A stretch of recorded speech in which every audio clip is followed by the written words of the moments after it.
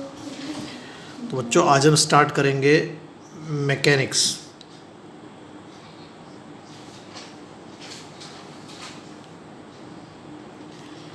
Mechanics physics की वो branch है जिसके अंदर हम मोशन के बारे में पढ़ते हैं। The branch of physics which deals with the study of motion of material objects is called mechanics. यानी किसके बारे में पढ़ेंगे? मोशन वगैरह के बारे में पढ़ेंगे। उस ब्रांच को फिजिक्स की हम कहते हैं मैकेनिक्स। मैकेनिक्स जो है बेसिकली 3 पार्ट्स में डिवाइड होती है। Number 1 statics, number 2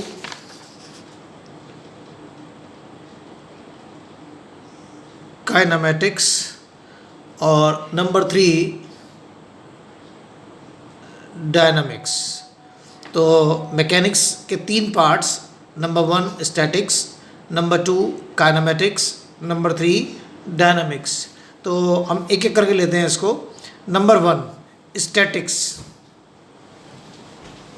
statics means rest, stationary. तो when the object does not change its position with respect to its surrounding then it is said to be in rest. और ये जो branch है जिसकी उसको हम बोलते हैं स्टैटिक्स। तो स्टैटिक्स में क्या आएगा? The branch of physics in which we study the objects at rest. क्या होगा इसमें? Objects at rest. Second kinematics. Kinematics के अंदर हम पढ़ेंगे ऑब्जेक्ट्स इन मोशन। तो the branch of physics in which we study about objects in motion, kinematics में।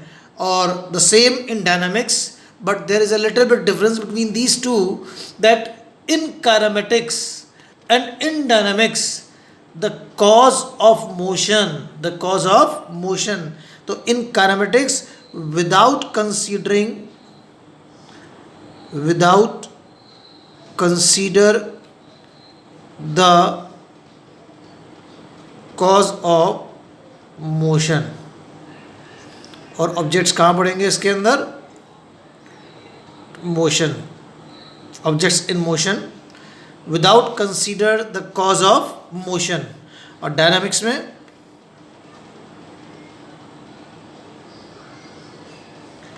Also study objects in motion,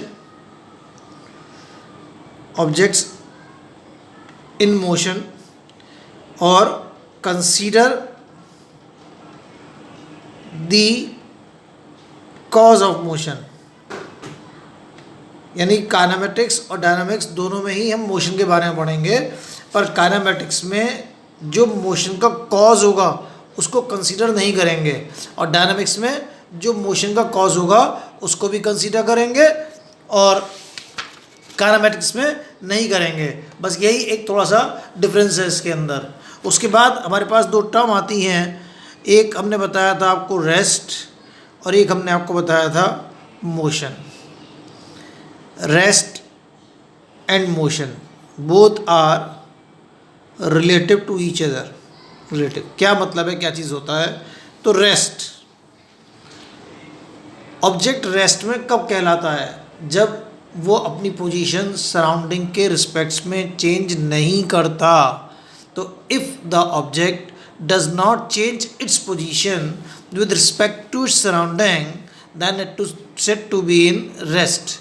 क्या बताया आपको कि कोई भी ऑब्जेक्ट जब सराउंडिंग्स के रिस्पेक्ट में अपना पोजीशन चेंज नहीं करता तो वो रेस्ट में कहलाता है। यानी कि डज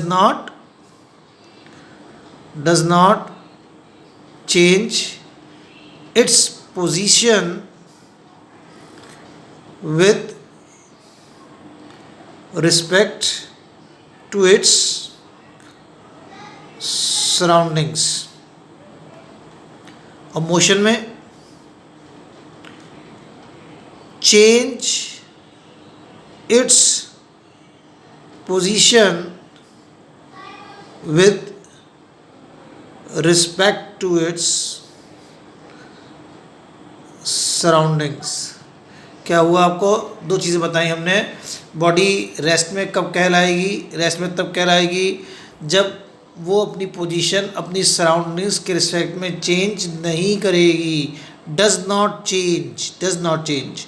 और मोशन में when it change its position with respect to its surroundings then the object is said to be in motion।